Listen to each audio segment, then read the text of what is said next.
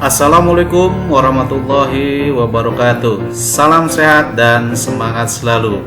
Jumpa kembali dengan Pak Dedi dalam program pembelajaran fisika.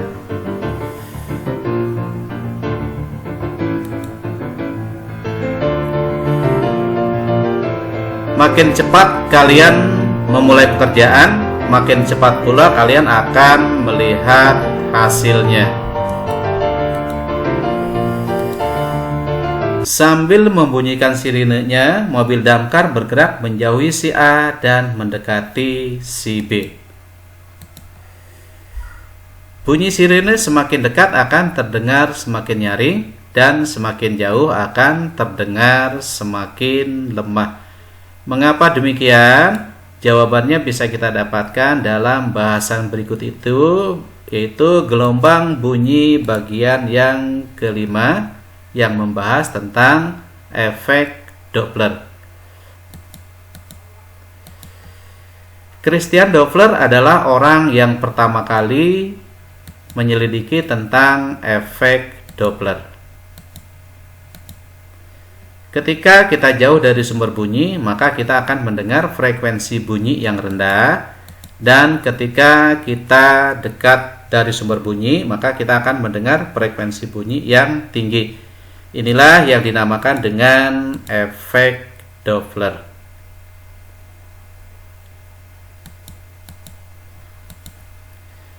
Efek Doppler menjelaskan fenomena yang berkaitan dengan pergerakan sumber bunyi terhadap pendengar yang relatif satu sama lain, sehingga menyebabkan frekuensi yang didengar berbeda dari frekuensi yang dihasilkan sumber bunyi. Sebagai contoh, ketika mobil polisi membunyikan sirenenya bergerak mendekati seseorang yang sedang berdiri di bahu jalan, maka bunyi yang terdengar makin tinggi. Dan ketika mobil tersebut bergerak menjauhi, maka bunyi sirene akan terdengar semakin mengecil. Besar kecilnya frekuensi yang didengar oleh pendengar bisa kita cari dengan menggunakan rumus efek Doppler sebagai berikut.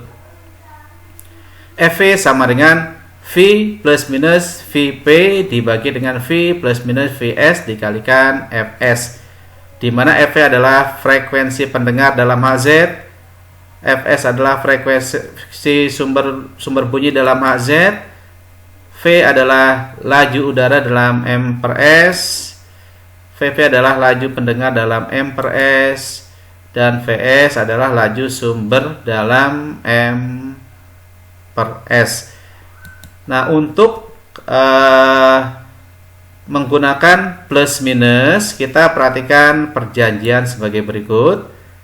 Vs akan bertanda positif jika sumber bunyi menjauhi pendengar. Vs akan bernilai negatif jika sumber bunyi mendekati pendengar. Sedangkan Vp bernilai positif jika pendengar mendekati sumber bunyi, dan Vp bernilai negatif jika pendengar menjauhi sumber bunyi. Agar lebih mudah dalam mengingat tanda tersebut, perhatikan diagram berikut. Ini adalah sumber bunyi, kemudian ini adalah pendengar. Apabila sumber bunyi menjauhi pendengar, maka berlaku plus Vs. Apabila sumber bunyi mendekati pendengar, maka berlaku min Vs. Sebaliknya, apabila pendengar mendekati sumber bunyi, maka berlaku plus Vp, dan apabila pendengar menjauhi sumber bunyi, maka berlaku min Vp. Untuk selanjutnya, marilah kita terapkan rumus dan penggunaan tanda-tanda tersebut dalam masalah dan pemecahan efek Doppler.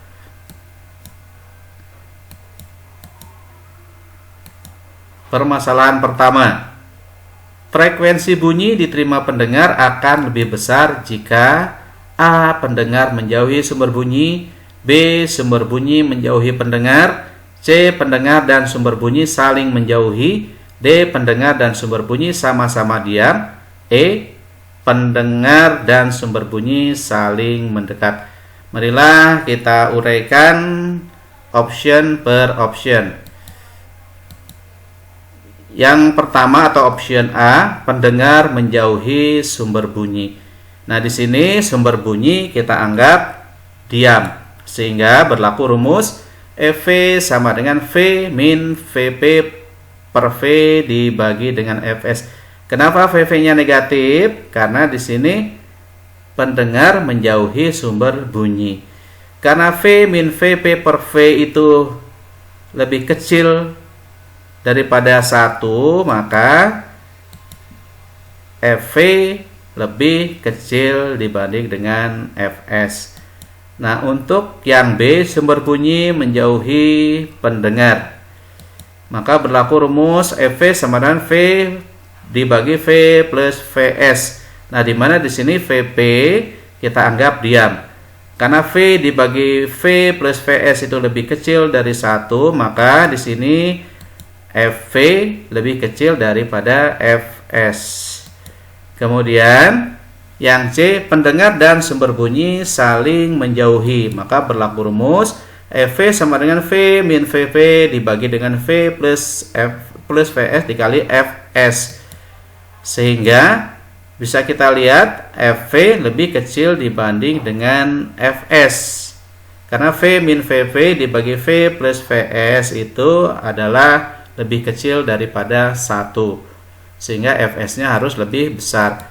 Kemudian yang D, pendengar dan sumber bunyi sama-sama diam. Karena pendengar dan sumber bunyi sama-sama diam, maka FV sama dengan Fs. Kemudian yang E, pendengar dan sumber bunyi saling mendekat, maka berlaku rumus EV sama dengan V plus VP dibagi dengan V min Vs dikalikan Fs. Nah, dengan demikian di sini kita dapatkan EV-nya akan lebih besar dibanding dengan Fs. Nah, dengan demikian jawabannya adalah pendengar dan sumber bunyi saling mendekat, sehingga didapatkan frekuensi bunyi diterima pendengar akan lebih besar. Soal nomor berikutnya. Sebuah ambulans bergerak dengan laju 72 km per jam menuju pendengar yang diam sambil membunyikan sirenenya. Bunyi sirine ambulans tersebut terdengar oleh orang yang diam dengan frekuensi 720 Hz. Jika laju suara di udara adalah 340 meter per second, maka frekuensi sirine ambulans tersebut adalah A 640 Hz, B 680 Hz, C 700 Hz, D 720 Hz, dan E 760 Hz. Jawabannya adalah, sebelumnya kita lihat dulu ilustrasinya. Ini adalah sumber bunyi atau ambulans yang bergerak dengan kecepatan 72 km per jam atau 20 meter per second mendekati sumber, sehingga tandanya negatif. Jadi Vs sama dengan min 72 km per jam atau sama dengan min 20 meter per second, bergerak mendekati pendengar yang diam, sehingga PV-nya sama dengan 0. Frekuensi yang diterima oleh pendengar adalah 720 Hz. Nah, sedangkan cepat rambat bunyi di udara adalah 340 meter per second. Nah, dengan demikian untuk menentukan Fs kita gunakan rumus Fv sama dengan V dibagi V min Vs dikalikan Fs. Fv-nya adalah 720, V-nya 360 dibagi V 340 dikurang Vs 20 dikalikan Fs. Sehingga Fs sama dengan 320 dibagi 340 kali 720. Hasilnya adalah 680 Hz. Jadi frekuensi dari ambulans tersebut adalah 680 Hz. Jawabannya adalah B. Soal selanjutnya. Sebuah mobil bergerak dengan kecepatan 20 meter per second menjauhi seseorang yang berdiri di tepi jalan sambil membunyikan klakson dengan frekuensi 400 Hz. Pada saat itu cepat rambat bunyi di udara 380 meter per second. maka frekuensi klakson yang terdengar oleh orang tersebut adalah A 340 Hz, B 360 Hz, C 380 Hz, D 400 Hz, dan E 420 Hz. Nah, kita lihat dulu. Ini adalah sumber bunyi yang bergerak menjauhi pendengar dengan kecepatan 20 meter per second, maka Fs-nya adalah plus 20 meter per second. Sedangkan pendengarnya diam. Frekuensi yang dikeluarkan oleh sumber bunyi 440 Hz atau Fs sama dengan 440 Hz. Sedangkan cepat terambat bunyi di udara 380 meter per second. Maka untuk mencari jawabannya kita gunakan Fs sama dengan V dibagi V plus Vs sama dengan Fs, karena Vv-nya 0, sedangkan Vs menjauhi atau sumber menjauhi pendengar, sehingga plus Vs. Fv sama dengan 380 dibagi 380 plus 20 kali 400, sehingga Fv atau frekuensi yang diterima oleh pendengar adalah 380 Hz. Jawabannya adalah yang C.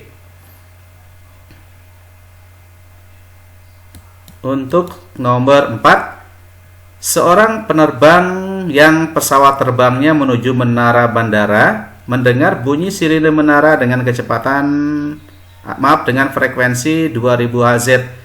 Jika sirine memancarkan bunyi dengan frekuensi 1700 Hz dan cepat terambat bunyi di udara 340 meter per second, maka kecepatan pesawat di udara adalah A 196 km per jam, B 200 km per jam, C 216 km per jam, D 220 km per jam, dan E 236 km per jam.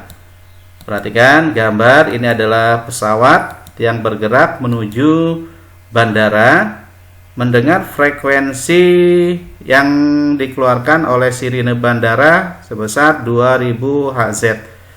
Sedangkan frekuensi sumber atau frekuensi sirine bandara adalah 1700 Hz.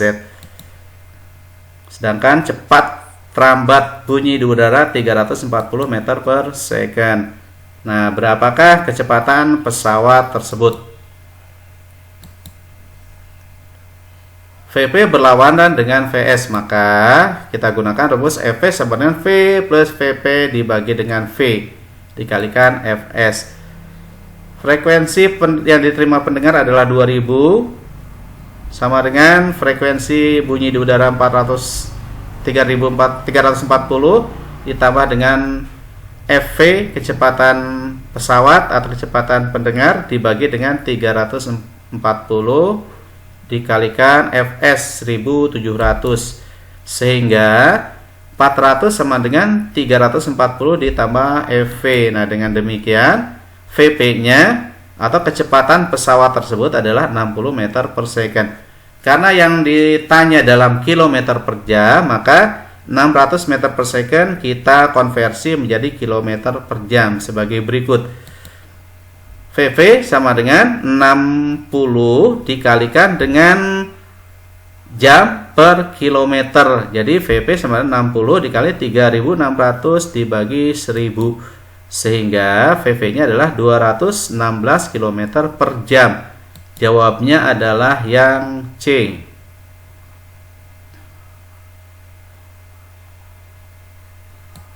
Soal nomor 5. Sebuah sumber bunyi dengan frekuensi 1024 Hz bergerak mendekati pendengar dengan kecepatan 34 meter per second. Kecepatan terambat bunyi di udara 340 meter per second.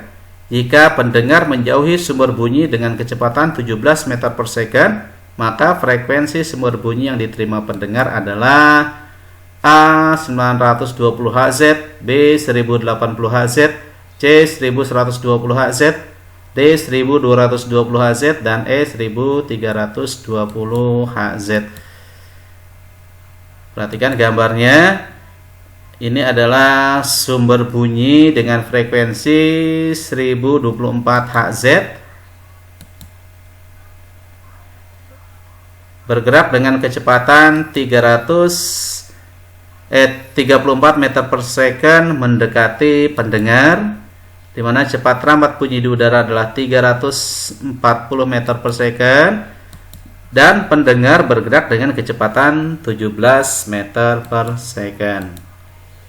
Nah, dari gambar tersebut kita gunakan rumus EV sama dengan V min VP dibagi V min VS kali Fs.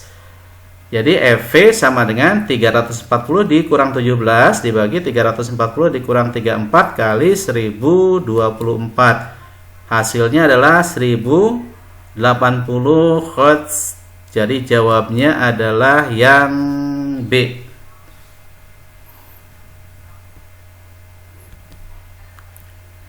Demikianlah permasalahan dan pemecahannya dari efek Doppler.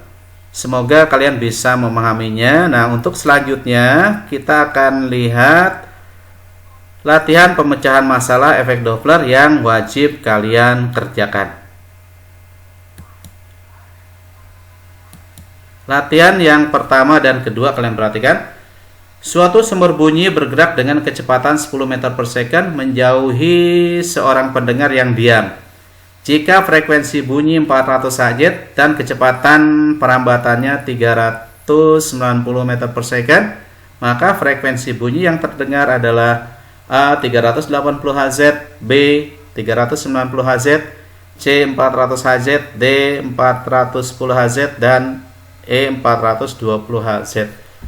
Untuk soal nomor 2, suatu sumber bunyi bergerak relatif terhadap pendengar yang diam. Bila cepat rambat bunyi di udara 325 meter per second dan kecepatan sumber bunyi 25 meter per second, maka frekuensi yang diterima pendengar saat sumber bunyi mendekati dan menjauhi adalah A 5:6, B 6:7, C 7:6, D 6:5, dan E 5:4.